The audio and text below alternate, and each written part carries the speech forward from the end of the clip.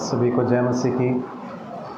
प्रभु ने बहुत ही अनुग्रह से हमें कल और आज अगुवाई की और परमेश्वर के वचन की सच्चाइयों को समझने के लिए प्रभु ने हमारी सहायता की, इसलिए प्रभु का धन्यवाद हो।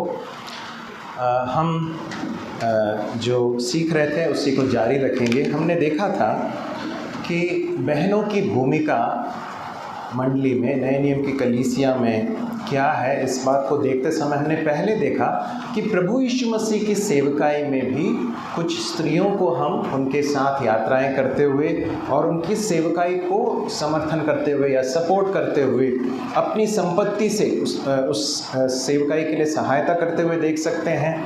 हम प्रभु यीशु मसीह को स्त्रियों के प्रति बहुत ही आदर और गरिमा के साथ व्यवहार करते हुए देख सकते हैं। परंतु प्रभु यीशु मसीह ने जब सेवकाई में शिक्षा देने, सिखाने, प्रचार करने और इस तरह के कार्यों को करने के लिए लोगों को भेजा, तो हम उसमें स्पष्ट रूप से देख सकते हैं कि प्रभु यीशु मसीह ने स्त्रियों को वो भूमिका नहीं दी। हमने इसके विषय में प्रेरित पौलुस के जो पत्रियों में से भी कुछ बातें देखी थी। अब जरा हम देखने की कोशिश करेंगे कि इसके पीछे परमेश्वर का उद्देश्य क्या है। इफिसियों उसका 3रा अध्याय उसका 10वां पद हमने सबसे पहले इस मीटिंग को स्टार्ट करते समय हमने पहले निकाला था। हम उसी भाग को फिर से निकाल लेंगे। इफिसियों 3रा अध्याय और उसका 10वां पद। ताकि अब कलीसिया के द्वारा परमेश्वर का विभिन्न प्रकार का ज्ञान उन प्रधानों और अधिकारियों पर जो स्वर्गीय स्थानों में है प्रकट किया जाए। देखिए, कलीसिया जो है और मंडलियां जो हैं, वहाँ पर जो कुछ होता है, इन सारी बातों को बहुत ध्यान से देखा जा रहा है। इस बात को याद रखिए, परमेश्वर ने कलीसिया को जो स्थापित किया है, मंडलियों को रखा है, मंडली में हम जिस तरह से व्यवहार करते हैं, जैसे हमने यहाँ पर देखा कि तेरा बर्ताव कैसा होना चाहिए, किस तरह से बर्ताव करना चाहिए परमेश्वर के घराने में, परमेश्वर के घर में। क्यों ये महत्वपूर्ण है? क्योंकि इन सारी चीज़ों को बहुत गौर से देख रहे हैं कई लोग। परमेश्वर देखते हैं, प्रभु यीशु मसीह देखते हैं, पवित्र आत्मा जो इस कलीसियाओं में प्रभु यीशु मसीह के प्रतिनिधि के रूप में वो देखते हैं, और हम ये भी समझ सकते हैं कि स्वर्गदूत भी बहुत ध्यान से देख रहे हैं कि क्या हो रहा है। उनके लिए ये बहुत बड़ा एक भेद है। और यहाँ पर हम एक बात जो समझते हैं वो ये है कि कलीसिया में बहनों की भूमिका में परमेश्वर ने जो उद्देश्य रखा है वो ये है कि इसके द्वारा भी परमेश्वर का जो नाना प्रकार का ज्ञान है वो प्रकट हो। कैसे प्रकट होगा?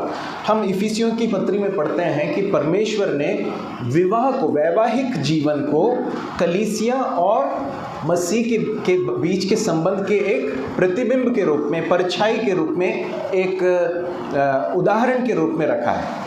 तो इस संसार में जितने भी मसीही परिवार हैं, प्रभु यीशु मसीह पर विश्वास करके जो परिवार होते हैं, वो परिवार क्यों रखे गए हैं? इसलिए रखे गए ताकि उनके जीवन को देखकर संसार के दूसरे लोग समझ सकें कि इसके पीछे एक और बड़ी सच्चाई है। वो सच्चाई क्या है? कि प्रभु यीशु मसीह है जो अपनी कलीसिया से बहुत प्रेम करता है और कलीसिया प्रभु यीशु मसीह के प्रति अधीन होती है। इसलिए प्रेरित पौलुस ने इफिसियों की पत्री में कहा, जैसे कलीसिया को मसीह के प्रति अधीन होना चाहिए, वैसे ही पत्नी को भी क्या करना चाहिए? अपने पति के अधीन होना चाहिए। क्यों होना चाहिए? क्योंकि पति पत्नी का क्या है? सिर है। जब परमेश्वर के इस क्रम को, परमेश्वर के इस ऑर्डर को हम पूरा करते हैं, उसके अनुसार व्यवहार करते हैं, तो क्या होता मालूम है? उसके द्वारा परमेश्वर का नाना प्रकार का ज्ञान, परमेश्वर की बुद्धि, परमेश्वर का ज्ञान जो है वो प्रकट होता है। हम एक क्षण के लिए जो शब्द है अधीनता, उसके बारे में थोड़ी देर विचार करेंगे, क्योंकि वहाँ पर हम पढ़ते हैं इफिसियों की पत्री में पत्नियों को क्या कहा गया है? अपने पति के अधीन रहने के लिए कहा गया है। जैसे ही हम ये शब्द अधीन सुनते हैं तो तुरंत हमारे मन में ऐसे विचार आते हैं कि ये कुछ अच्छा नहीं है, है ना। अधीन होना अच्छी बात नहीं है, ऐसा हमारे मन में विचार आ सकता है। अधीन कौन होता है? जो नौकर होते हैं वो अधीन होते हैं, जो सेवक होते हैं वो अधीन होते हैं। तो इसलिए यदि हमसे अधीन रहने के लिए कहा गया तो इसका मतलब ये है कि हम थोड़ा सा जो है हमारा स्टैंडर्ड थोड़ा सा कम है, इसलिए हमको अधीन रहने के लिए बोला गया। इस तरह से हमारे मन में विचार आ सकते हैं। परंतु ध्यान से देखिए कि अधीनता को हम परमेश्वर के व्यक्तित्व में देख सकते हैं। कैसे देख सकते हैं? आप ज़रा सोच कर देखिए, त्रिएक परमेश्वर है। त्रिएक परमेश्वर अर्थात पिता, पुत्र और पवित्र आत्मा तीनों समतुल्य हैं, ठीक है। तीनों एक दूसरे के साथ एक ऐसे अनंत काल के प्रेम के संबंध में हैं, परंतु इसके बावजूद भी कि पुत्र पिता के समतुल्य है, वो क्या करता है? अपने आप को पिता के क्या करता है? अधीन करता है। क्या इसका अर्थ ये है कि पुत्र पिता से थोड़ा कम है? नहीं, परमेश्वर का वचन ऐसा नहीं सिखाता।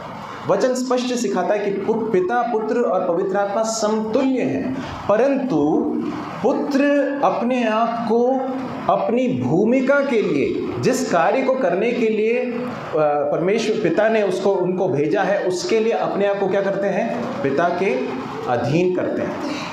तो सिर्फ इसलिए कि पुत्र ने अपने आप को पिता के अधीन किया, पुत्र का वैल्यू कम हो गया क्या? नहीं हुआ। पुत्र जो है समतुल्य है पिता के। ये एक सच्चाई है जिसे हम समझने की ज़रूरत है। जरा एक भाग निकाल लीजिए, फिलिपियों की पत्री 2 अध्याय 6 से लेकर 8। बहुत हमारे लिए परिचित है, परंतु इस बात को जो मैं आपको बता रहा हूँ इसका वचन का आधार क्या है, ये समझने के लिए मैं आपको ये पढ़वाना चाहता हूँ। फिलिपियों 2 का 6 से 8। जिसमें परमेश्वर के स्वरूप में होकर भी हाँ, परमेश्वर के तुल्य होने को, देखिए परमेश्वर के तुल्य होने को, कौन है? पुत्र की बात की जा रही है, स्वरूप में है, तुल्य है, हाँ, होने को अपने वश में रखने की वस्तु न समझा, वरन अपने आप को ऐसा शून्य कर दिया और दास का स्वरूप धारण किया और मनुष्य की समानता में हो गया और मनुष्य के रूप में प्रकट होकर अपने आप को दीन किया और यहाँ तक आज्ञाकारी रहा कि मृत्यु, क्रूस की मृत्यु भी सही। प्रभु यीशु मसीह की अधीनता से हम समझ सकते हैं कि अधीनता में कोई बुराई नहीं है, उसमें कोई ऐसी खराब बात नहीं है। यदि पुत्र परमेश्वर ने पिता के अधीन होकर अपने आप को दास जैसा अधीन कर दिया, यहाँ तक कि क्रूस की मृत्यु तक सह ली, तो यदि पत्नियों से ये कहा जाता है कि अपने पति के अधीन रहो, है ना, और यदि बच्चों से कहा जाता है कि अपने माता पिता के अधीन रहो, और यदि कलीसिया में विश्वासियों से कहा जाता है कि अपने अगुओं के अधीन रहो, और यदि हमसे कहा जाता है कि जो हमारे समाज में या हमारे सरकार के जो अधिकारी हैं उनके अधीन हम सबको रहना है, और परमेश्वर का वचन ये भी बताता है कि विश्वासियों को आपस में एक दूसरे के अधीन रहना है, तो ये अधीनता में कोई बुराई नहीं है। प्रभु यीशु मसीह ने अपने दास होने के द्वारा, अधीन होने के द्वारा, दास का जो शब्द है उसको बहुत ऊंचा स्थान दिया है। इसलिए दास होना कोई बहुत बुरी बात नहीं है। प्रभु यीशु मसीह ने उसे बहुत गरिमापूर्ण स्थान दिया है। यदि प्रभु यीशु मसीह ने दास होकर, अधीन होकर परमेश्वर के द्वारा दी गई उस भूमिका को पूरा किया और उसके द्वारा परमेश्वर की महिमा हुई, तो बहनों को ये समझना है कि जब आपको दी गई भूमिका को आप करते हैं, पूरा करते हैं अपने पति के अधीन रहते हुए, और नेतृत्व के कार्य को जो परमेश्वर ने पुरुषों को दिया है उन कार्यों को उनको करने के लिए देते हैं, तो क्या होता है? इससे परमेश्वर की महिमा प्रकट होती है। इस बात को हमें हमेशा याद रखने की ज़रूरत है। देखिए, जो हेडशिप है, मतलब नेतृत्व या सिर होने का, मतलब पति को क्या कहा जाता है? पत्नी का सिर है ना, और पत्नी को क्या कहा गया है? पूंछ है, बोला है क्या? नहीं, क्या है? क्या है?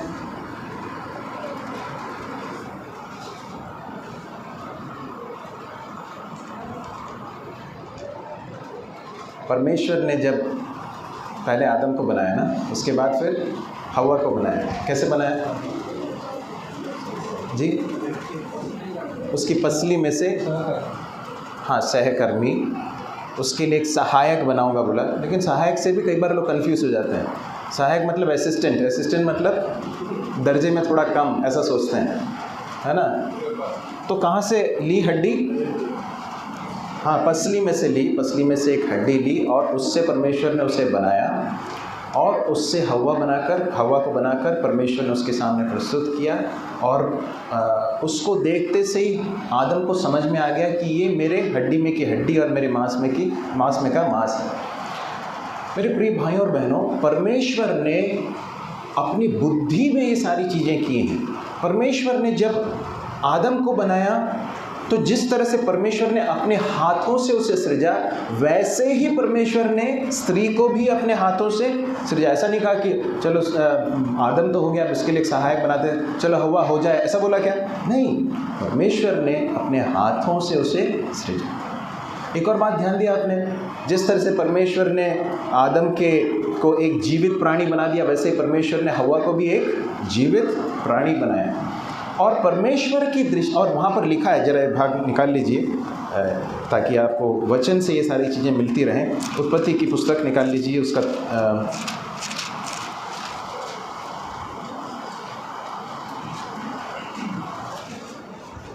26 पहला अध्याय और 26 और 27। उत्पत्ति पहला अध्याय 26 और 27। फिर परमेश्वर ने कहा, हम मनुष्य को अपने स्वरूप के अनुसार अपनी समानता में बनाए और वे समुद्र की मछलियाँ और आकाश के पक्षियों और घरेलू पशुओं और सारी पृथ्वी पर और सब रेंगने वाले जंतुओं पर जो पृथ्वी पर रेंगते हैं अधिकार रखे। तब परमेश्वर ने मनुष्य को अपने स्वरूप के अनुसार उत्पन्न किया, अपने ही स्वरूप के अनुसार परमेश्वर ने उसको उत्पन्न किया, नर और नारी करके उसने मनुष्य को सृष्टि की। देखिए, परमेश्वर ने जिस तरह से पुरुष को अपने स्वरूप और समानता में बनाया है, वैसे ही परमेश्वर ने स्त्री को भी अपने स्वरूप और समानता में बनाया है। स्त्री पुरुष से बिल्कुल भी परमेश्वर के स्वरूप और समानता में कमतर नहीं है, इस बात को याद रखिए। और इसलिए जितने पुरुष हैं, जो विवाहित हैं, अविवाहित हैं, सभी को ये समझना है कि जो आपकी पत्नी है या आप आगे जाकर विवाह करेंगे, आपकी पत्नी जो है मूल्य में परमेश्वर की दृष्टि में आपके ही बराबर है, आपसे कम नहीं। सिर्फ इसलिए कि परमेश्वर ने आपको सिर बनाया, इसका अर्थ ये नहीं है कि उसको परमेश्वर ने जो है कम मूल्य का बनाया है। दोनों ही परमेश्वर के स्वरूप में बनाए गए हैं। कैसे मालूम पड़ सकता? 27 में क्या लिखा है? फिर से पढ़ें, 27वां पद।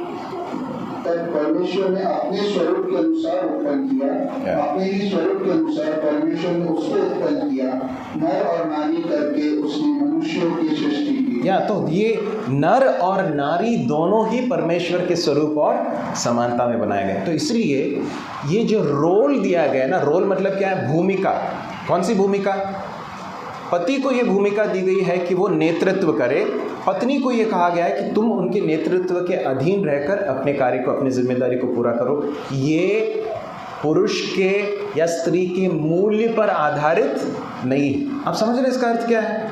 पुरुष को इसलिए नहीं दिया क्योंकि उसका मूल्य अधिक है, स्त्री को अधीनता का कार्य इसलिए नहीं दिया क्योंकि उसका मूल्य कम है। सिर्फ इतना ही है कि परमेश्वर ने अपने बुद्धि और ज्ञान में ऐसा ठहराया है, उतना ही है।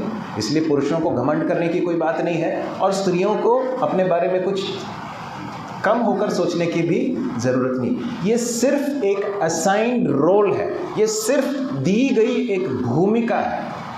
आप समझ रहे हैं? परमेश्वर ने मेरे लिए ये ठहराया है, इस तरह से हमें समझना। जितने पुरुष हैं हमें ये समझना है परमेश्वर ने ये जिम्मेदारी मुझ पर दी है, परमेश्वर ने ये भूमिका मुझे दी है, सौंपी है। और बहनों को भी इसी तरह से समझना है, परमेश्वर ने ये भूमिका मुझे सौंपी है। ठीक है, तो ये एक बात है जो हमें याद रखने की ज़रूरत है। हम परमेश्वर के वचन में ये भी सीखते हैं कि पुरुष और स्त्री दोनों ही जो है परमेश्वर के अनंत जीवन के वारिस हैं। और यहाँ तक कि जब पतरस जो है लिखता है पत्री, उसमें इस तरह से कहता है, पुरुषों को, पतियों को कहता है कि हे पतियों, तुम अपने पत्नियों के साथ, अपने पत्नी के साथ बहुत ही बुद्धिमानी के साथ व्यवहार करो, और इस बात को याद रखते हुए उनके साथ व्यवहार करो कि वो भी तुम्हारे साथ अनंत जीवन के वारिस हैं। ऐसा ना हो कि तुम्हारी आगे पूरा कीजिए, ऐसा ना हो कि तुम्हारी प्रार्थनाएं रुक जाएं। कभी सोचा है?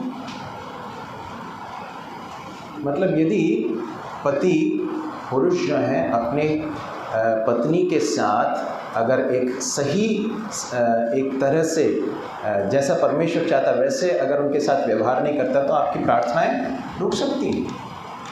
तो इसलिए जो हेडशिप और सबमिशन या फिर जो नेतृत्व और अधीनता जो है ये किसी भी तरह से मूल्य के ऊपर आधारित नहीं है।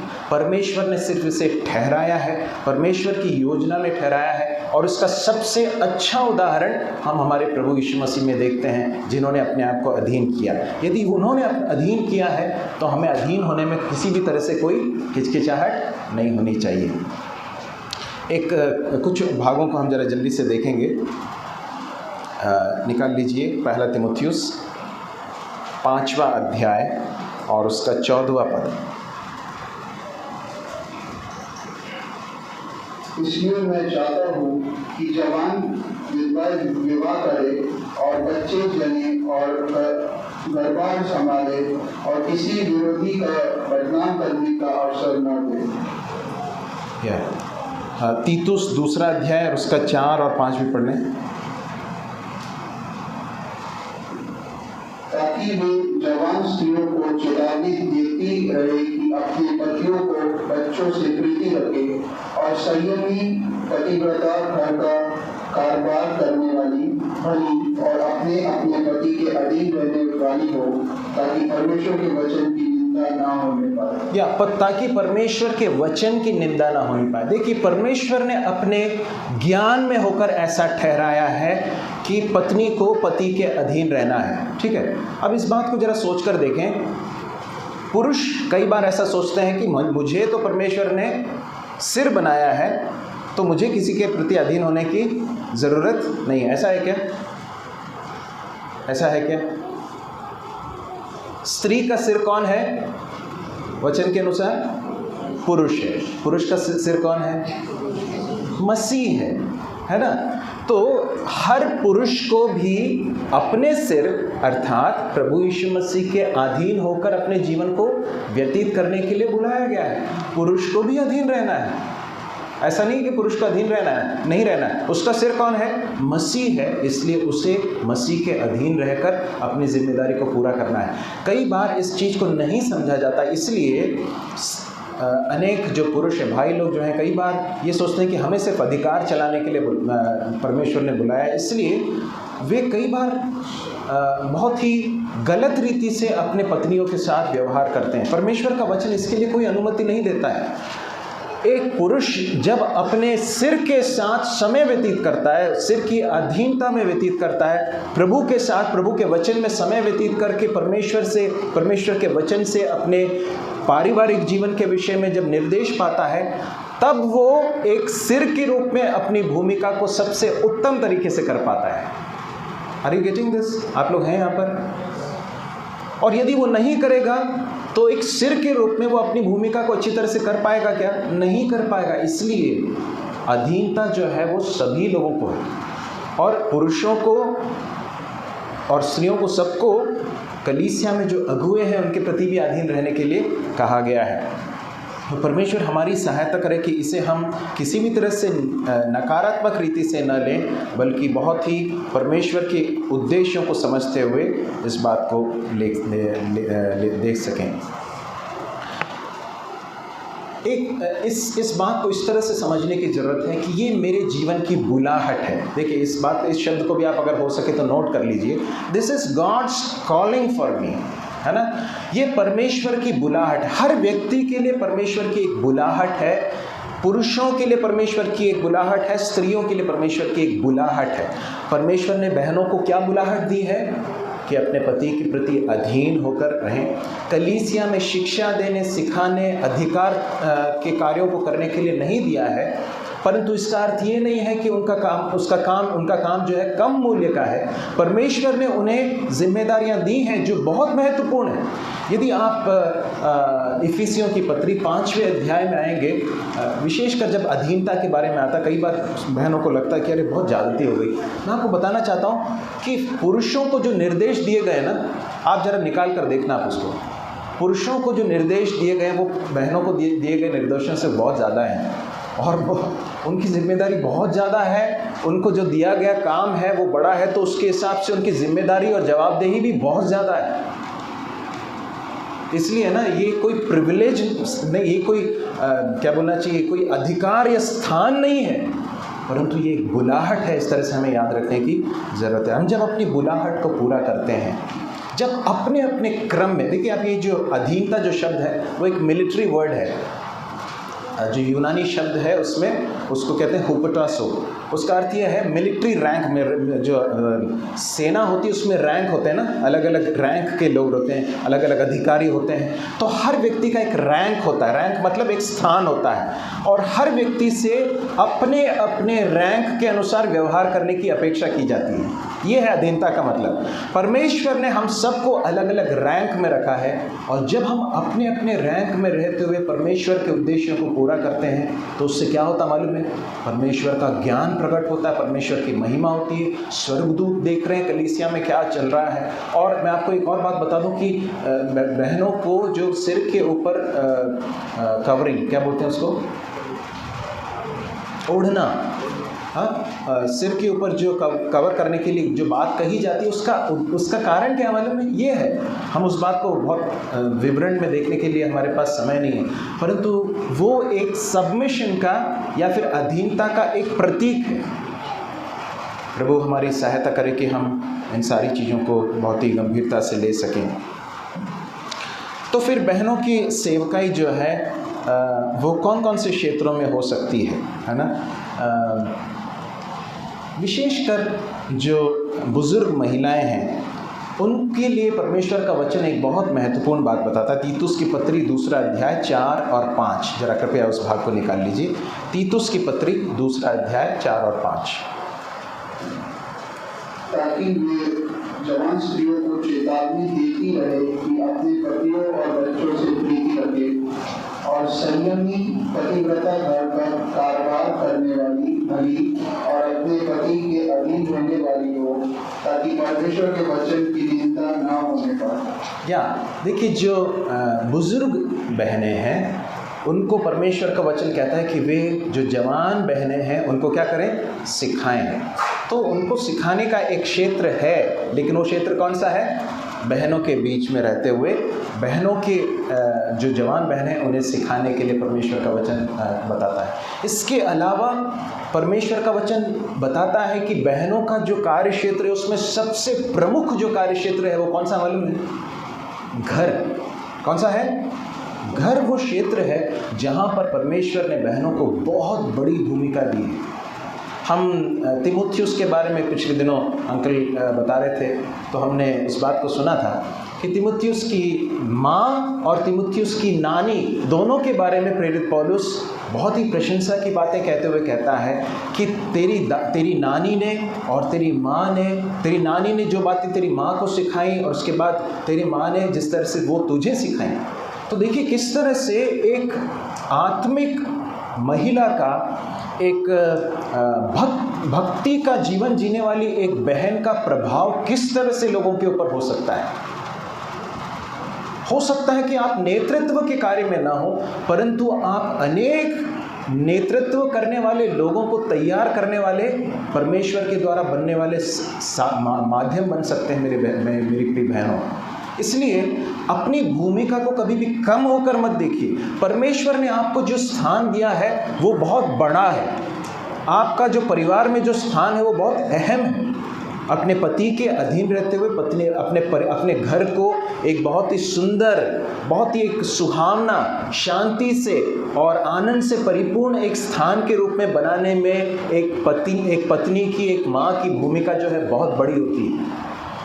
एक बहन जो है, एक स्त्री जो है, उस तरह से बना भी सकती है और बिगाड़ भी सकती है, और इसलिए बहुत ज़रूरी है कि वो अपनी भूमिका को याद रखे। जितने भी सेवा करते हैं, हम जितने सेवा करते हैं नेतृत्व में हैं, मैं उनको एक बात याद दिलाना चाहता हूँ परमेश्वर के वचन के आधार पर, कि जिन्होंने जो प्रभु के कलीसिया में जो परिपक्व भाई हैं, जो सेवा करते हैं, वो उनकी पत्नियों को भी बहुत बड़ी एक जिम्मेदारी परमेश्वर ने दी है। क्या जिम्मेदारी दी है? ये जिम्मेदारी दी है कि सबसे पहले तो अपने पति के सेवकाई में एक सपोर्ट बन के रहे, है ना, उनके सेवकाई को कॉम्प्लीमेंट करें, पूरक बने, प्रार्थना करें उनके लिए, उनको प्रोत्साहित करें, है ना, उनके लिए अड़चन न बने, कभी भी उनको निरुत्साहित मत करें, उनको प्रोत्साहित करें, क्योंकि परमेश्वर ने उनको वो सेवकाई दी है। दूसरा है व्यावहारिक रूप से उनके साथ जाएं, वो जब सेवा के लिए जाते हैं तो उनके साथ में जाएं, हाँ, जब वो विजिटिंग पे जाते हैं तो उनके साथ में जाएं, जब परिवारों में विजिट करते हैं, ये बहुत ही एक अच्छा और उदाहरणीय और बहुत ही सुरक्षात्मक एक बात है कि पुरुष अकेले घरों में विजिट करने के लिए ना जाए। अच्छा, सबसे उत्तम क्या होगा कि अपने पत्नी को भी साथ में लेकर जाएं। उससे बहुत सारी समस्याओं से हम बच सकते हैं, बहुत सारे खतरों से हम बच सकते हैं। तो इसलिए उनकी बड़ी भूमिका है। मैं आपको बताना चाहता हूँ कि आप जब किसी घर में जाते हैं, भाई सेवा करते हैं, किसी घर में जाते हैं, आप अकेले जाते हैं बनिस्बत इसके कि अपनी पत्नी को साथ में लेके जाते हैं, अपने बच्चों को साथ में लेकर जाते हैं, माहौल बिल्कुल अलग हो जाता है कि नहीं? वहाँ की जो बहनें हैं, वहाँ की जो स्त्रियाँ हैं, वो अचानक बहुत जल्दी खुल जाती हैं। क्यों? क्योंकि आप अपनी पत्नी के साथ जा रहे हैं, उसका एक बहुत बड़ा प्रभाव रहता है। मैं आपको बहनों को ये बता रहा हूँ, यदि आपके पति सेवा में हैं या कलीसिया में नेतृत्व में हैं, तो आप अपनी इस भूमिका को कम होकर मत देखिए। बहुत बड़ी जिम्मेदारी है बहनों को प्रोत्साहित करने में, उनको परमेश्वर के वचन के चीज़ों को सिखाने में, बच्चों को प्रोत्साहित करने में, इस तरह की चीज़ों को करने में जो है बहुत बड़ी एक जिम्मेदारी है। ऐसा न करते हुए यदि आप अपने आप को पीछे रखेंगी, आप उनको कई बार ऐसा भी होता है कि स्त्रियां जो हैं कई बार अपने पुरुष के लिए प्रोत्साहन के बजाय एक निरुत्साहित होने के लिए भी कई बार कारण बन जाते हैं। ऐसा नहीं होना चाहिए प्रिय बहनों, है ना। प्रभु ने आपको एक बहुत बड़ी जिम्मेदारी दी, आपके पति को बहुत बड़ी एक जिम्मेदारी दी है। वो अपने कार्य को सबसे उत्तम तरीके से तब कर पाएगा जब आप उसके साथ साथ खड़े रहेंगे, एक सहायक के रूप में। प्रभु ऐसा करने के लिए हमारी सहायता करे। तो हमने बहनों की भूमिका के विषय में लगभग चीज़ों को हमने देखा है। अब हम अगले विषय में आएंगे, मंडली में अनुशासन। मंडली में अनुशासन एक भाग निकाल लीजिए, पहला थिस्सलुनीकियों 4 अध्याय 3 से लेकर 8। पहला थिस्सलुनीकियों 4 अध्याय 3 से लेकर 8। क्योंकि परमेश्वर की इच्छा यह है कि तुम पवित्र बनो, अर्थात व्यभिचार से बचे रहो, और तुम में से हर एक पवित्रता और आदर के साथ अपनी पत्नी को प्राप्त करना जाने, और यह काम अभिलाषा से नहीं और न उन जातियों के समान जो परमेश्वर को नहीं जानती, कि इस बात में कोई अपने भाई को न ठगे और न उस पर दाव चलाए, क्योंकि प्रभु इन सब बातों का पलटा लेने वाला है, जैसा कि हमने पहले ही तुमसे कहा और चिताया भी था। 8 तक पढ़ लीजिए। क्योंकि परमेश्वर ने हमें अशुद्ध होने के लिए नहीं परंतु पवित्र होने के लिए बुलाया है।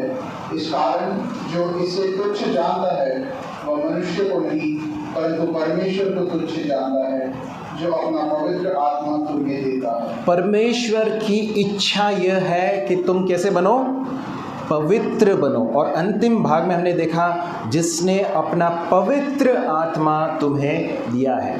परमेश्वर पवित्र है, वो हमसे पवित्र आचरण, पवित्र व्यवहार की अपेक्षा करता है, और परमेश्वर ने अपना पवित्र आत्मा हमारे अंदर वास करने के लिए दिया है। स्वयं प्रभु यीशु मसीह हमारे बीच में चलते फिरते हैं, पवित्र आत्मा हमारे अंदर वास करता है, कलीसिया को बहुत ध्यान से देखता है, और इसलिए हमारे बीच में किसी भी तरह की अशुद्धता नहीं होनी चाहिए। क्या लिखा है यहाँ पर? परमेश्वर की इच्छा यह है कि तुम कैसे बनो? पवित्र बनो। अर्थात व्यभिचार से बचे रहो। मेरे प्रिय भाइयों और बहनों, कलीसिया के सारे विश्वासियों को इस बात को बहुत गंभीरता से लेने की ज़रूरत है। ये एक ऐसा क्षेत्र है जिसमें हमें बहुत सतर्क होने की ज़रूरत है। विपरीत यौन के साथ पुरुषों को स्त्रियों के प्रति और स्त्रियों को पुरुषों के प्रति जो व्यवहार है उसमें बहुत सतर्क रहने की ज़रूरत है। परमेश्वर ने हमें पवित्र आचरण के लिए बुलाया है और परमेश्वर की इच्छा है कि हम व्यभिचार से, अशुद्धता से बचे रहें। कैसे बच सकते हैं? सबसे पहला वो वहाँ पर कहता है, चौथे पद को पढ़ें जरा। और तुमसे हर एक पवित्रता और आदर के साथ अपनी पत्नी को प्राप्त करना जाने। तुम में से हर एक पवित्रता और आदर के साथ अपनी पत्नी को प्राप्त करना जाने, और यह काम अभिलाषा से नहीं और न उन जातियों के समान जो परमेश्वर को नहीं जानती। विवाह परमेश्वर की दृष्टि में बहुत पवित्र है। ठीक है, आप लोग समझ रहे हैं? विवाह जो है परमेश्वर की दृष्टि में एक बहुत पवित्र एक संबंध है, और विवाह की ओर का रास्ता जो है वो भी कैसा होना चाहिए? कैसा होना चाहिए? पवित्र होना चाहिए। ये है जो कहना चाहता है पौलुस। विवाह पवित्र है और विवाह तक का जो रास्ता है वो भी कैसा होना चाहिए? पवित्रता का रास्ता होना चाहिए। इसका अर्थ ये है कि विवाह को जितना हम महत्व देते हैं वैसे ही विवाह के पहले के जीवन को भी महत्व देने की ज़रूरत है। हम लड़के लड़की एक दूसरे के साथ फ्लर्ट करके, एक दूसरे के साथ फूहड़ता का व्यवहार करके, एक दूसरे को मोबाइल में, फ़ोन में मैसेज करके, एक दूसरे के साथ रोमांस करते हुए इस तरह के जीवन को जी कर अंत में जाकर शादी कर लेंगे तो क्या होगा आप जानते हैं? परमेश्वर के द्वारा ठहराए गए इस विवाह के इस बड़े पवित्र संबंध को हम मजाक उड़ाएंगे, उसको बहुत कम होकर दिखाएंगे। क्या लिखा है यहाँ पर?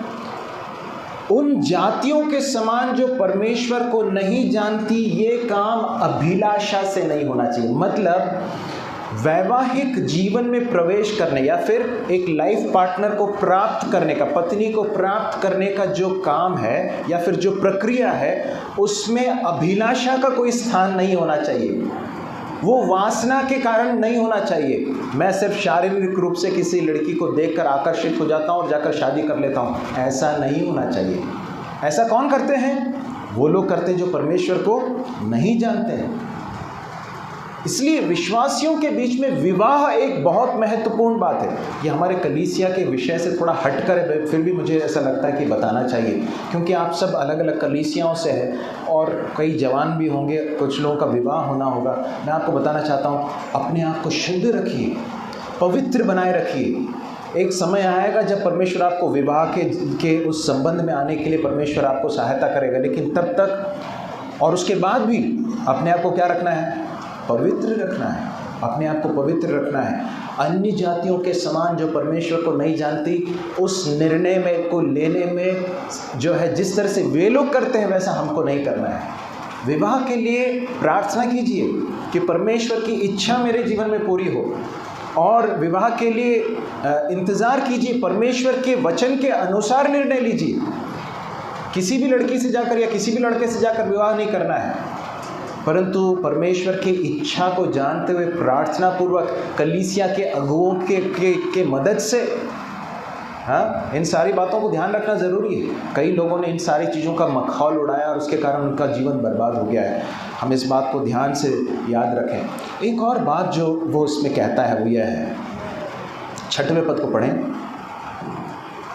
कि इस बात में कोई अपने भाई को न ठगे और न उस पर दाव चलाए, क्योंकि प्रभु इन सब बातों का पलटा लेने वाला है, जैसा कि हमने पहले ही तुमसे कहा और चिताया भी था। इस बात में कोई अपने भाई को न ठगे। ठगना का मतलब क्या है जी? धोखा देना। एक भाई दूसरे भाई को इस विषय में कैसे ठग सकता है?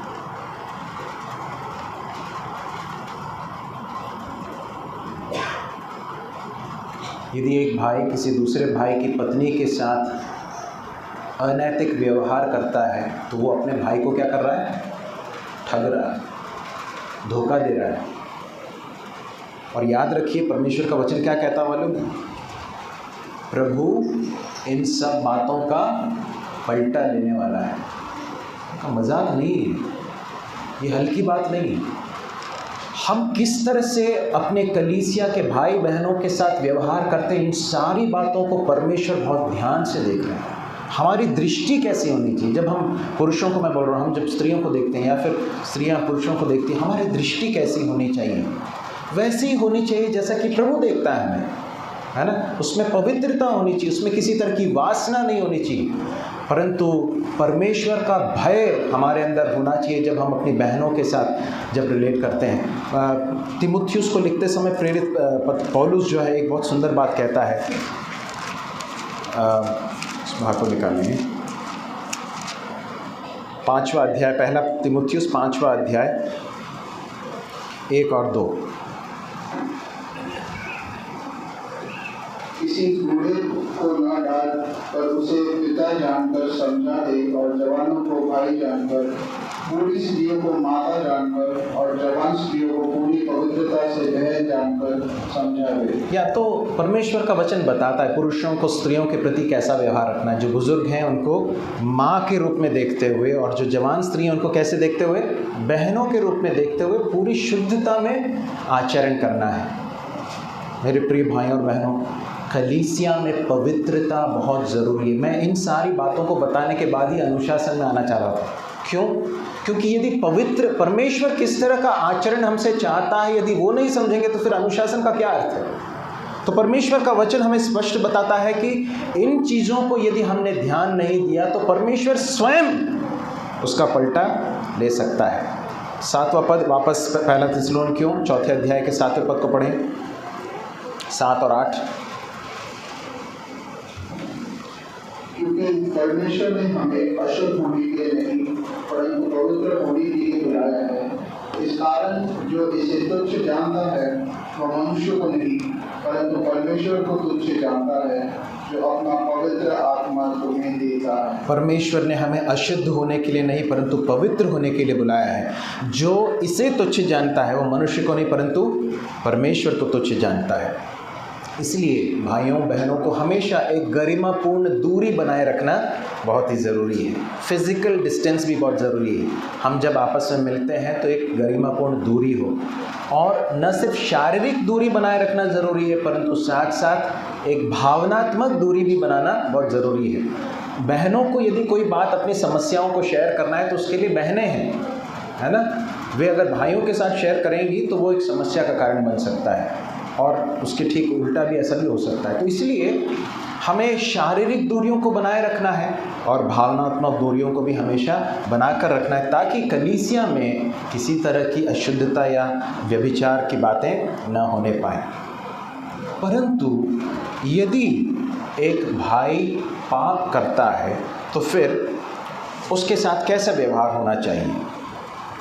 ठीक है, तो हम एक भाग निकालेंगे, मत्ती रचित सुसमाचार 18वां अध्याय, मत्ती रचित सुसमाचार 18वां अध्याय और उसके 15 से लेकर 17 तक पढ़ेंगे। यदि तेरा भाई तेरे विरुद्ध अपराध करे तो जा और अकेले में बातचीत करके उसे समझा। यदि वह तेरी सुने तो तूने अपने भाई को पा लिया। यदि वह न सुने तो 1 या 2 जन को अपने साथ और ले जा, कि हर एक बात 2 या 3 गवाहों के मुंह से निश्चित की जाए।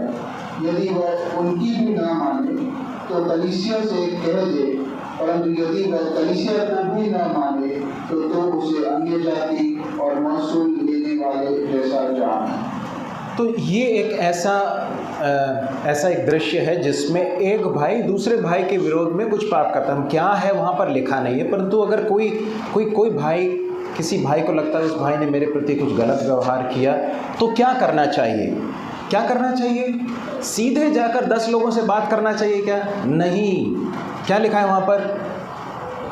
तो जा और अकेले में बातचीत करके उसे समझा। तो ये बहुत ज़रूरी है। ये है पहला स्टेज, पहला चरण क्या है? पहले उसके साथ अकेले में बातचीत करें। कई बार क्या होता मालूम है, इसके ठीक विपरीत होता है। और कई बार किसी को कुछ मालूम पड़ जाता है तो वो भी पूरा BBC के समान ब्रिटिश क्या ब्रॉडकास्ट कर देते, सबके सामने जो है उस प्रसारित कर देते कि हाँ आपने सुना है क्या, ऐसा कुछ हुआ है, अरे भाई वो भाई ऐसा बोल रहे थे। प्लीज़ ऐसा ना करें हम। यदि हमारे किसी भाई के आचरण में हम कुछ गलत लगता है, बहन को किसी बहनों में कुछ ऐसा लगता है, उस व्यक्ति को सीधे जाकर उससे जाकर बात करें और बताएं कि ये सही नहीं है, उसको समझाएं, ठीक है। और यदि वो सुने तो क्या हो गया, तूने अपने भाई को पा लिया। हमेशा याद रखना है कि अंततः हमारा उद्देश्य क्या है, हमारे भाई को नीचे गिराना, उसको नाश करना नहीं, परंतु क्या है, उसे पा लेना है, उसको गेन करना, उसको विन करना है। तो अगर कलीसिया में कोई भी भाई है जिसके आचरण में हमको कुछ लगता है, पहले सीधे जाकर उससे बातचीत की जाए, और अगर उससे वो सुने तो तूने अपने भाई को पा लिया।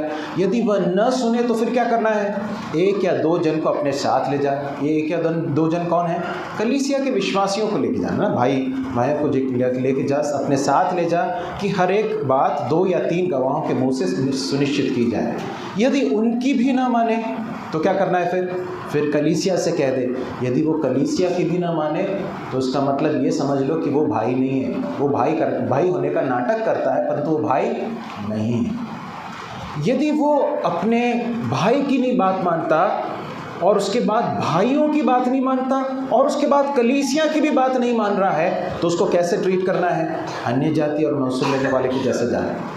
तो क्या करना है, उसको भगाना है, उसको जो है पीटना है क्या, नहीं। हम अन्य जातियों के साथ भी व्यवहार करते हैं ना, परंतु एक भाई के जैसा उसके साथ सहभागिता हो नहीं सकती। क्यों नहीं हो सकती, क्योंकि उसने कलीसिया के प्रति भी अपने आप को सबमिट या अधीन नहीं किया है। दूसरा एक दृश्य हमें मिलता है 1 थिस्सलुनीकियों 5वां अध्याय और उसका 14वां पद। 1 थिस्सलुनीकियों 5:14। भाइयों, हम तुम्हें समझाते हैं कि जो ठीक चाल नहीं चलते उनको समझाओ, कायरों को ढाढ़स दो, निर्बलों को संभालो, सख्ती और सहनशीलता दिखाओ। जो ठीक चाल नहीं चलते हैं, जिनके चाल चलन में यदि लगता है कि कुछ तो अनरूली बिहेवियर है, अंग्रेजी में से लिखा है, मतलब वो जो है जिस तरह से आचरण करना चाहिए वैसा नहीं कर रहे हैं दिखाई देता है, तो क्या करना है, फिर जाकर उसे समझाओ, है ना। और ये जो है सबसे उत्तम होगा कि कलीसिया के अगुवे या प्राचीन जाकर उस कार्य को करें। एक और सिनेरियो देखते हैं, 2 थिस्सलुनीकियों उसका 3रा अध्याय, रोमियो 16वां अध्याय और उसका 17वां पद।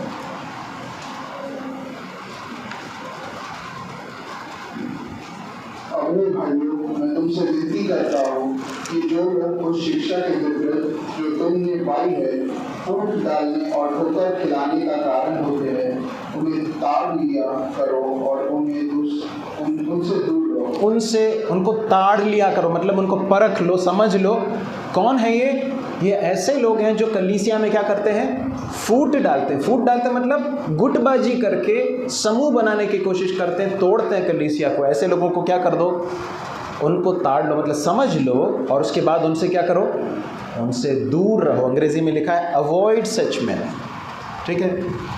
तो ये कलीसिया को किस तरह से अलग अलग तरह के व्यवहार करने वाले लोगों के साथ किस तरह से अनुशासनात्मक कार्रवाई करनी है, इसके बारे में यहाँ पर हम सीख रहे हैं। अब तीतुस 3:10 निकाल लें।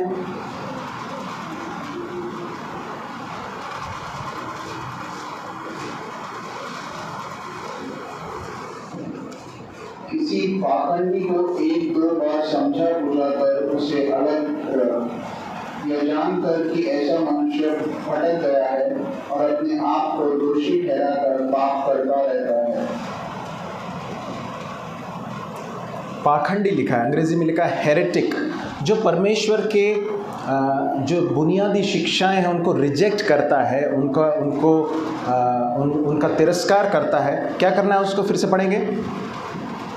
उसे उससे अलग है, यह जानकर कि ऐसा मनुष्य भटक गया है। उसका क्या, उसके साथ क्या हो गया? वो भटक गया है, वचन की शिक्षाओं से भटक गया है। फिर और अपने आप को दोषी ठहरा कर पाप करता है। तो उसके साथ क्या करना है? उस 10वें पद को फिर से पढ़ें। किसी पाखंडी को एक दो बार समझाकर उससे अलग रहो। हाँ, उसके बाद भी नहीं समझता तो उससे अलग रहो, ऐसा कहता है।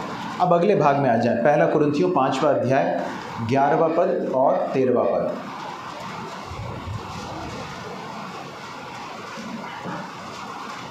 और मेरा कहना यह है कि यदि कोई भाई कहलाकर व्यभिचारी या लोभी या मूर्ति पूजक या गाली देने वाला या पियक्कड़ या अंधेर करने वाला हो तो उसकी संगति मत करना, वरन ऐसे मनुष्य के साथ खाना भी न खाना, क्योंकि मुझे बाहर वालों का न्याय करने से क्या काम? क्या तुम भीतरी वालों का न्याय नहीं करते? 13 भी। परंतु बाहर वालों का न्याय परमेश्वर करता है, इसलिए उस कुकर्मी को अपने बीच में से निकाल दो। यहाँ पर कलीसिया के अनुशासन का सबसे एक्सट्रीम स्टेप दिखाई देता है। किसके विषय में बताया गया है? यदि कोई भाई कहता है अपने आप को, परंतु वो क्या कर रहा है?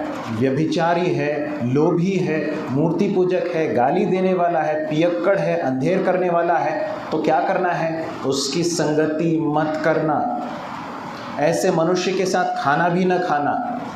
और उसके बाद अंत में कहता है उस कुकर्मी को अपने बीच में से निकाल दो। हम जानते हैं कि कुरिन्थ की कलीसिया में क्या हुआ था। एक व्यक्ति व्यभिचार के पाप में अपने जीवन को व्यतीत कर रहा था। पौलुस कुरिन्थ की कलीसिया से कहता है उसे अपनी संगति से बाहर कर दो। क्यों? क्योंकि वो अपने आप को भाई कहता है, परंतु उसके बावजूद उस व्यभिचार में बना हुआ है। परंतु ये सारी बातें बताते समय एक बात मैं आपको बताना चाहता हूँ। अंततः इन सारे कार्यों को करते समय हमारा उद्देश्य क्या होना चाहिए? आप जानते हैं, जो भी पाप करता है उसके विषय में बहुत दुखित होने की ज़रूरत है। कलीसिया को, कलीसिया के प्राचीनों को उसके लिए प्रार्थना करने की ज़रूरत है और उसके अंदर सच्चा मन फिराव आए, इसके लिए प्रार्थना करने की ज़रूरत है। और उसके लौट आने के लिए हमेशा प्रार्थना करना चाहिए और इंतज़ार करना चाहिए। ऐसा नहीं होना चाहिए कि हम बिल्कुल न्यायाधीशों के समान व्यवहार करें। हमें डिसिप्लिनरी स्टेप्स, अनुशासनात्मक कदम लेने की ज़रूरत है, परंतु हमेशा याद रखना है कि यदि वो लौट कर आता है तो हमें उसको रेस्टोर करने के लिए भी परमेश्वर का वचन सिखाता है। इसी व्यक्ति के बारे में, जिसके बारे में पहला कुरिन्थियों में हम पढ़ते हैं कि वो पाप के उस व्यभिचार में जो है वो था और उसको संगति से बाहर करने के लिए पौलुस ने आज्ञा दी। लेकिन उसके बाद क्या हुआ आप जानते हैं? उसने मन फिराया। उसके दूसरा कुरिन्थियों लिखते समय प्रेरित पौलुस कहता है उसने मन फिराया है। हाँ, उसके अंदर सच में एक मन फिराव आया है, टूटापन आया है। तो इसलिए कि उसने मन फिराया है, इसलिए कि उसके अंदर एक टूटापन आया, इसलिए क्या करो? अब उसको बहुत ज़्यादा समय तक दूर मत रखो, अब उसको वापस अपने संगति में वापस ले लो ताकि शैतान को मौका ना मिले। तो अनुशासन का अंततः उद्देश्य उस व्यक्ति को नाश करना नहीं, परंतु उसकी भलाई चाहना है, उसको रिस्टोर करना है। लेकिन बिना मन फिराव के एक व्यक्ति को रिस्टोर नहीं किया जा सकता। यदि उस व्यक्ति ने मन नहीं फिराया है, यदि उसके पाप के विषय में उसको दुख नहीं है, तो ऐसे व्यक्ति को हम फिर से रिस्टोर या उसको वापस संगति में नहीं ले सकते हैं। प्रभु हमारी सहायता करें। एक और विषय है जिसके साथ हम इस अध्ययन को समाप्त करेंगे। कलीसिया का धन या धन संबंधी विषय, मंडली के धन संबंधी विषय।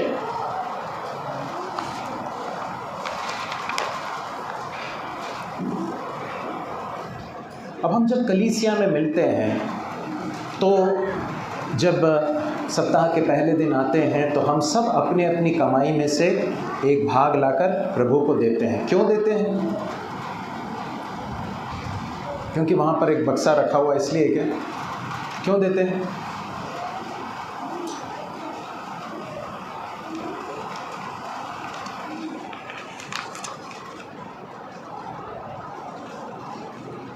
किसको देते हैं? बताएंगे? स्वर्ग में थोड़ी देर के लिए बहुत शांत, बहुत सब शांत, सब कुछ शांत हो गया ऐसा करके लिखा है। या तो आप लोग सब बाहर चले गए, यहाँ बैठे हैं लेकिन यहाँ नहीं है, कहीं और है। जब हम दान देते हैं किसके लिए देते हैं? किसको दे रहे हैं? परमेश्वर को दे रहे हैं ना, पक्का है ना? हम किसको दे रहे हैं? परमेश्वर को दे रहे हैं। अपनी कमाई का एक अंश जब हम परमेश्वर के पास लाते हैं तो वो ये कहना है कि प्रभु मेरा धन सब कुछ किसका है? आपका है। जितना मेरे पास है, मैं जितना दे रहा हूँ उतना ही नहीं, जो बचा हुआ वो भी किसका है? आपका है, मेरा नहीं है। परंतु इसमें से मैं एक अंश ला रहा हूँ प्रभु, और मैं इसलिए दे रहा हूँ क्योंकि मैं आपसे बहुत प्रेम करता हूँ, और ये मेरे आपके प्रेम के प्रति एक टोकन है या फिर उसका एक अभिव्यक्ति है। मैं आपसे प्रेम करता हूँ आपके भक्ति के लिए, आपके भक्ति के कारण, आपके राज्य के लिए, आपके कार्य के लिए मैं ये इस दान को दे रहा हूँ। इस लिहाज से उस दान को देना है। कुछ भागों को जरा जल्दी से निकाल लीजिए। पहला कुरिन्थियों 16:2, पहला कुरिन्थियों 16:2। सप्ताह के पहले दिन तो मेरे से हर एक अपनी आमदनी के अनुसार कुछ अपने पास रख छोड़ा कर कि मेरे आने पर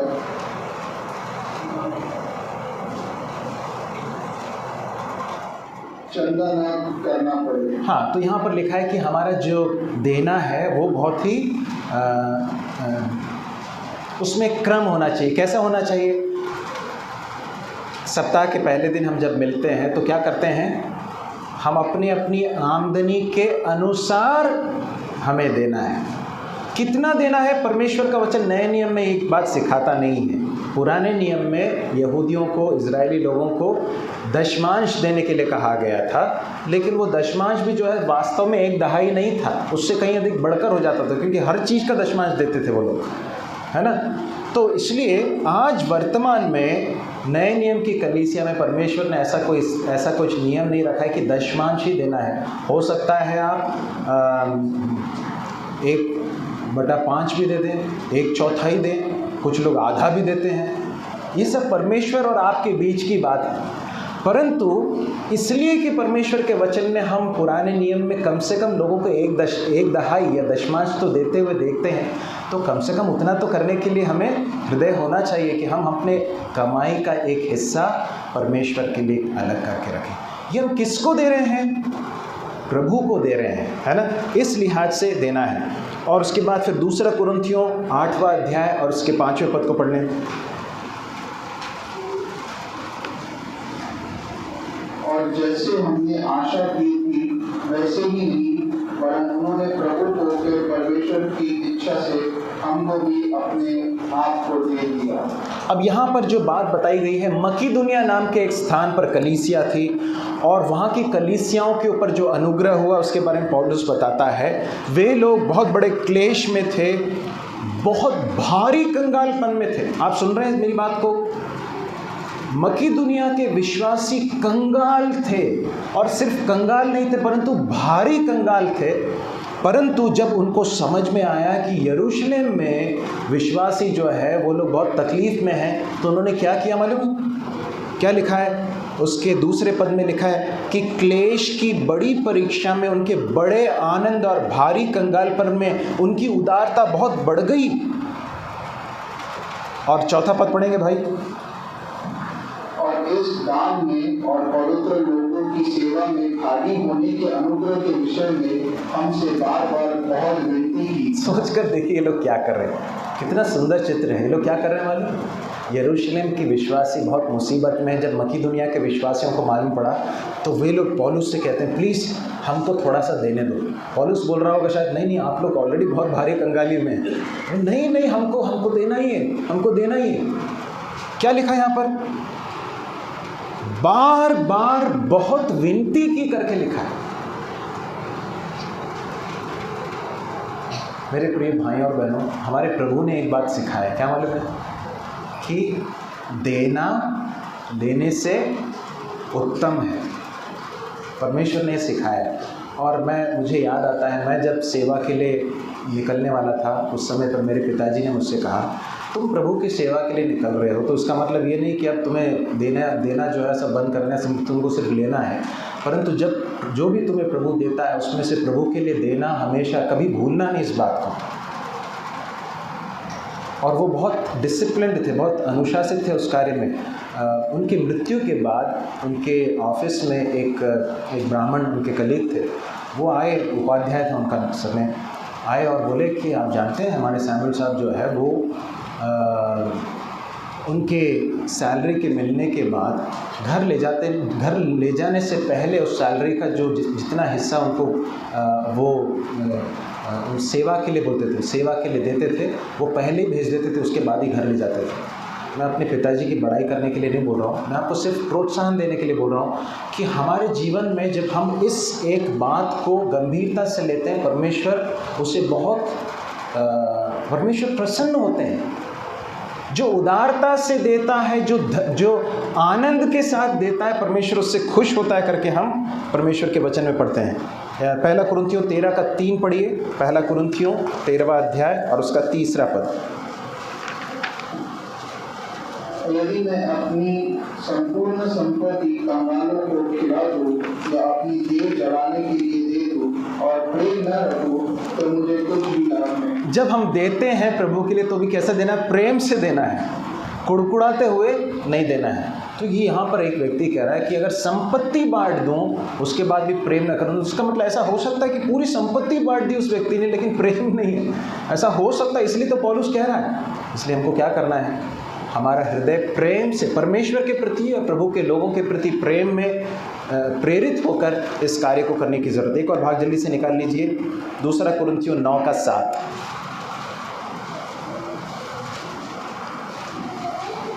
हर एक जन जैसा मन में ठाने वैसा ही दान करे, न कुड़कुड़ाते और न दबाव से, क्योंकि परमेश्वर हर्ष देने वाले से प्रेम रखता है। हर्ष से देने वाले से क्या करता है? प्रेम करता है।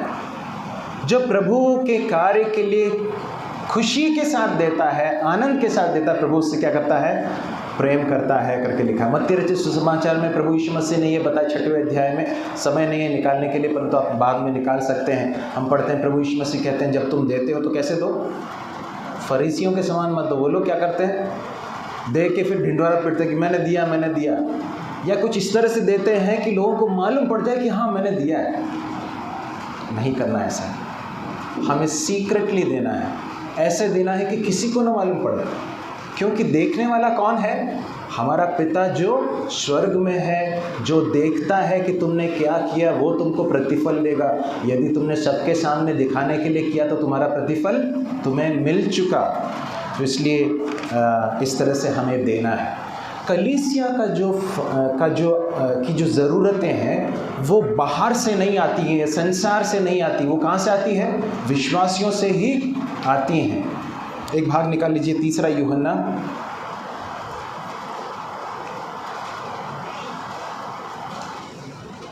उसका 5 से लेकर 7 तक पढ़िए। जो कुछ तो उन भाइयों के साथ करता है जो परदेशी है, उसे विश्वासी के रूप में करता है।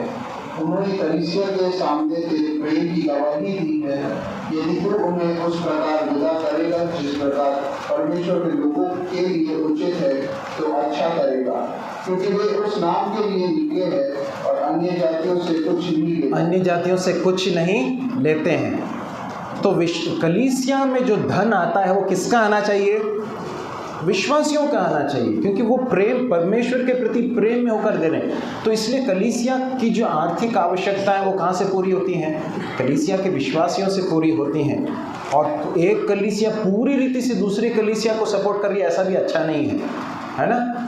हर कलीसिया के विश्वासियों की जिम्मेदारी है कि वो उस कलीसिया की जो आवश्यकताएं हैं उसके लिए वे त्यागपूर्ण रीति से वो दें, परमेश्वर के लिए दें, क्योंकि प्रभु देने वाले से प्रेम करता है। देने के प्रतिफल क्या हैं? फिलिपियों 4:7 जरा जल्दी से पढ़ लीजिए। फिलिपियों 4:17।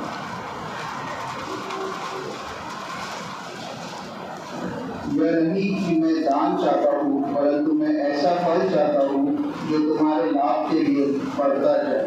पौलुस कहता है कि जब तुमने मुझे मेरे आवश्यकताओं के समय मुझे धन भेजा या मेरी सहायता की, तो तुम जो कर रहे थे वो सब तुम्हारे अकाउंट में जमा हो रहा था। ये उसका तुम्हारे खाते में जमा हो रहा था। कौन से खाते में? स्वर्गीय खाते में तुम्हारा जमा हो रहा था। तो हम जब प्रभु को देते हैं तो प्रभु इस तरह से देख रहे हैं कि हमने प्रभु को दिया है ना। तो इसे कभी भी नुकसान के रूप में नहीं देखना, अरे मैंने इतना दे दिया मेरा क्या होगा, ऐसा नहीं सोचना है ना। हम किसको दे रहे हैं? प्रभु को दे रहे हैं। इस बात को समझते हुए देना है। एक और भाग देखेंगे, लूका 16 का 11वां पद। लूका 16वां अध्याय और उसका 11वां पद।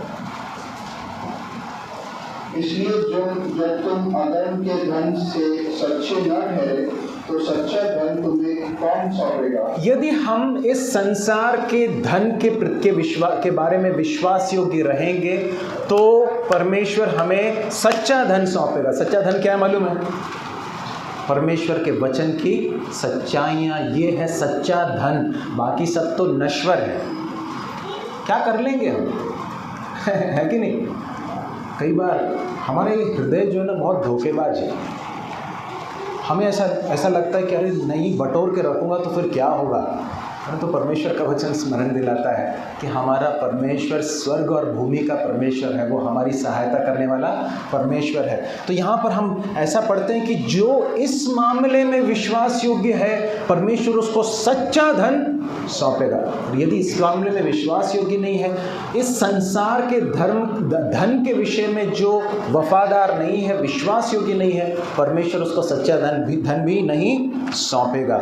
ये एक बड़ी बात है। अब कलीसिया में जो धन आता है उसकी जिम्मेदारी कम से कम एक से अधिक लोगों को उसको हैंडल करना चाहिए, उसको संभालना चाहिए। परमेश्वर के वचन से कुछ बातों को जल्दी देखेंगे। पहला कुरिन्थियों 16वां अध्याय 3 और 4 और कोई और निकाल ले। दूसरा कुरिन्थियों 8 का 18 और 19। First Corinthians 16 3 and 4, second Corinthians chapter 8 verse 18 and 19। पहला कुरिन्थियों 16 का 3 और 4, दूसरा कुरिन्थियों 8 का 18 और 19। और जब मैं आऊँगा तो जिन्हें तुम चाहोगे उन्हें मैं चिट्ठियाँ देकर भेज दूंगा कि तुम्हारा दान यरूशलेम पहुँचा दे। यदि मेरे भी जाना उचित हुआ तो वे मेरे साथ जाएंगे। यहाँ पर भी प्रेरित पौलुस कह रहा है, जो धन तुम इकट्ठा कर रहे हो, किसी एक व्यक्ति के द्वारा पहुँचा रहे हो, तो एक और व्यक्ति को साथ में ले जाने की बात कह रहा है। क्यों? ये पैसे का मामला है ना। ये पैसे के मामले में हमेशा ट्रांसपेरेंसी होनी चाहिए, पारदर्शिता होनी चाहिए, है ना। तो इसलिए क्या करते हैं कलीसियाओं में, हमारी कलीसियाओं में जब दान को जो है जब गिनते हैं तो एक या एक से अधिक लोग मिलकर गिनते हैं, उसे रजिस्टर में लिखते हैं और उसके बाद फिर उसका हिसाब किताब प्रॉपरली रखा जाता है और उसको विश्वास योग्य लोग, एक से अधिक लोग उसे संभालते हैं। क्योंकि ये किसका पैसा है? परमेश्वर का, प्रभु के लोगों का धन है। इसके विषय में बहुत ही विश्वास योग्य होकर इसे संभालने की ज़रूरत है। दूसरा कुरिन्थियों 8 का 18 और 19 भी पढ़ लें। हमने उसके साथ उस भाई को भी भेजा है जिसका नाम सुसमाचार के विषय में सब कलीसिया में फैला हुआ है। और इतना ही नहीं परंतु वो कलीसियाएं द्वारा ठहराया भी गया और इस दान के काम के लिए हमारे साथ जाए। हाँ, इस दान के काम में हमारे साथ जाए। फिर आगे पढ़िए। हम ये सेवा इसलिए करते हैं कि प्रभु की महिमा हमारे मन की तैयारी प्रकट हो जाए। और आगे, हम इस बात में चौकस रहते हैं। ध्यान से सुनिए। हाँ, कि इस उदारता के काम के विषय में मतलब विश्वासी लोग उदारता के साथ धन दे रहे हैं, इसको हैंडल करने के विषय में जिसकी सेवा हम करते हैं कोई हम पर दोष लगाने ना पाए। किसी को दोष लगाने का मौका ना मिले, इसलिए हम क्या करते हैं? बहुत ही सतर्क होकर, बहुत ही सचेत होकर एक से अधिक लोग मिलकर बहुत सावधानी के साथ उसको हैंडल करते हैं, क्योंकि ये परमेश्वर का धन है। प्रभु हमारी सहायता करे। जब कलीसिया में जो धन आता है उसको प्रमुख रूप से परमेश्वर का वचन किन बातों के उपयोग के लिए बताता है, तो मैं सिर्फ उसके शीर्षक बताकर समाप्त करना चाहूँगा। यदि हम पहला तीमुथियुस की पत्री 5वें अध्याय के 3 से लेकर 16 तक आप उसे नोट कर सकते हैं। पहला तीमुथियुस 5वां अध्याय 3 से लेकर 16, और प्रेरितों के काम 6वें अध्याय 1 से लेकर 6 में भी हम पढ़ते हैं कि कलीसिया में जो विधवाएं थी, उनकी सेवा करने के लिए, उनकी आवश्यकताओं को पूरा करने के लिए कलीसिया के धन को उपयोग करते हुए हम देख सकते हैं। फिर दूसरा, गलातियों 2 अध्याय उसका 10वां पद, 2 का 10, गलातियों 2 का 10, रोमियो 12 का 13 हम समझ सकते हैं। और भी बहुत सारे पद हैं परंतु अभी बताने के लिए समय नहीं है। परंतु जो दरिद्र विश्वासी हैं, कलीसिया में जो गरीब विश्वासी हैं, जिनके आय का कोई स्रोत नहीं है या जो बहुत तकलीफ़ में से होकर गुजर रहे हैं, उनकी सहायता करने के लिए भी कलीसिया के धन का उपयोग होना चाहिए। इस बात को हम देखते हैं। और तीसरा है, जो प्रभु की सेवा करने के लिए जिन्होंने अपने जीवन को दिया है, उनके आवश्यकताओं में सपोर्ट करने के लिए गलातियों की पत्री में, पहला कुरिन्थियों, तीमुथियुस की पत्री, इन सारी बातों को हम देख सकते हैं। अक्सर ऐसा होता है कि जो प्रभु की सेवा करते हैं उनकी तो सुधि ली जाती है, लेकिन कई बार जो विश्वासी हैं, जो बहुत गरीब हैं, जिनको कोई जानता नहीं है, कई बार वो नेग्लेक्ट हो जाते हैं या कोई उनके पास उनकी आवश्यकता को भी समझ नहीं पाता है। तो ऐसा नहीं होना चाहिए। ये तीनों जो क्षेत्र हैं ये बहुत महत्वपूर्ण है। विधवाएं हैं, अनाथ हैं, और जो दरिद्र विश्वासी हैं और जो प्रभु की सेवा करते हैं, सभी के कार्यों में जो है इन सारे क्षेत्रों में जो है प्रभु चाहता है कि कलीसिया के धन का उपयोग हो।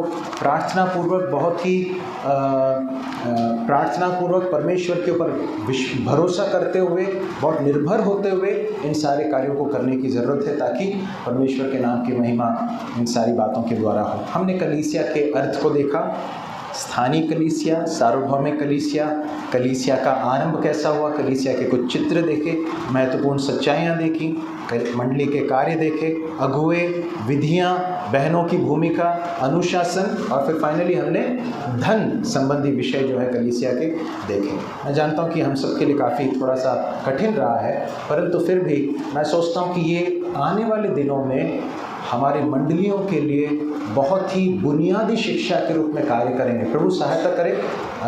आप सबसे मिलकर बहुत मुझे खुशी हुई, 4-5 कलीसिया के विश्वासियों से मिलकर, और प्रभु के अनुग्रह को आप सबके जीवन में देखकर मैं परमेश्वर का धन्यवाद करता हूँ। इस कलीसिया के जो अगुए हैं, जिन्होंने बहुत प्रेम के साथ मुझे न्योता दिया और परमेश्वर के वचन को आप सबके साथ बांटने के लिए ये जो समय दिया, इसके लिए मैं प्रभु का धन्यवाद करता हूँ।